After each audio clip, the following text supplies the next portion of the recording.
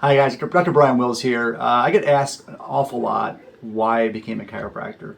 And the story of me becoming a chiropractor is a little bit of a long one, but I think it's really important for me to tell it. So bear with me for a minute here. So when I was about 4 years old, for some reason, it got into my head that I should be a chiropractor.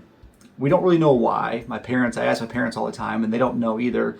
They just know that when I was about 4 years old, when everybody asked me what I wanted to be when I grew up, I wanted to be a chiropractor. My parents never went to a chiropractor, never took me to a chiropractor, and we just really don't know why. Now, my godfather's a chiropractor, but by that point in time, I had no idea what a chiropractor even was. And when I got into junior high, everybody thought, oh, that'll probably change, right? He'll figure out something else that he wants to do. Nope, wanted to be a chiropractor, which is kind of an odd answer for a young teenager. Then I got into high school, same answer. Went to college, same answer. It was to the point where I went to Palmer Chiropractic College in Iowa. I didn't know there was other chiropractic colleges out there. I just knew that's the one I was going to go to.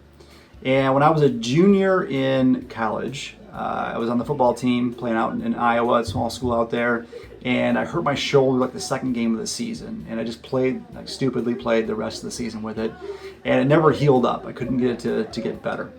And went to a lot of orthopedic guys, went to a lot of different doctors, couldn't figure out what was wrong, said, you're fine, no big deal. Just wouldn't get better. So my parents finally took me to a chiropractor, and he did something radical, and he actually x-rayed both my shoulders, and I have really tight shoulder joints, so my space in my shoulder joints is very small. So when they x-rayed the one that was bad, it looked like it was kind of normal or within normal limits, but when you compared it to the other one, you could see that it was still dislocated. So for about 6 months, I had a dislocated shoulder that we didn't even know about. And I ended up going to that chiropractor, and he helped me a ton. So I was kind of like, okay, I made the right choice. I'm ready for chiropractic school. But I had no idea what chiropractic even was at that point in time. So that's still not really why I became a chiropractor. So I went to chiropractic school, went through all of that, and had no clue what chiropractic was until I got to school and found out that it was this wonderful profession with different philosophy on health and wellness and those types of things, and it was great.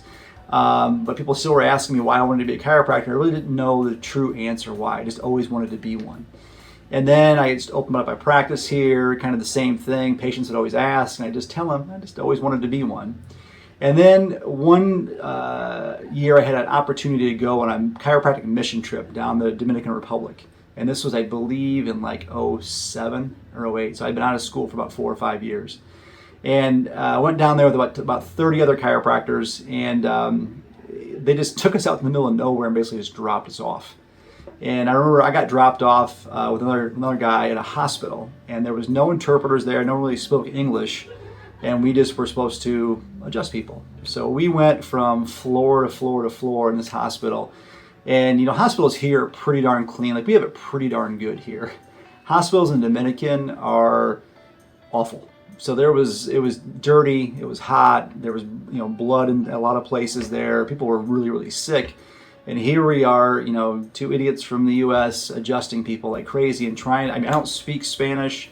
He didn't speak Spanish, and there weren't a whole lot of English speakers, so it was pretty awkward. But people started seeing what we were doing and some of the results that we were getting, and we started getting a crowd around us.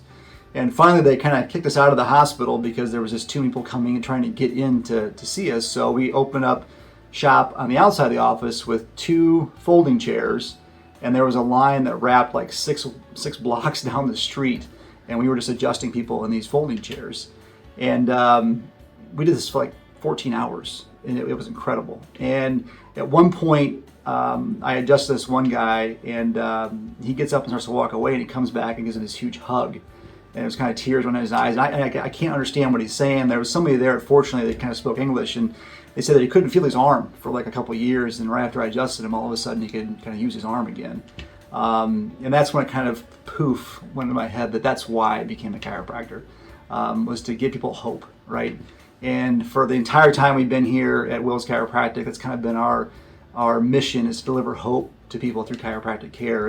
And over the years, I'm able to see that over and over and over again. It just reinforces the fact of why I wanted to be a chiropractor, was just to flat out give people hope for a better future, hope for a better life, and to live lives they're supposed to live as opposed to suffering like a lot of people unfortunately do. So that's my story. I know it's a long one. It took me a long time to figure out why I became a chiropractor.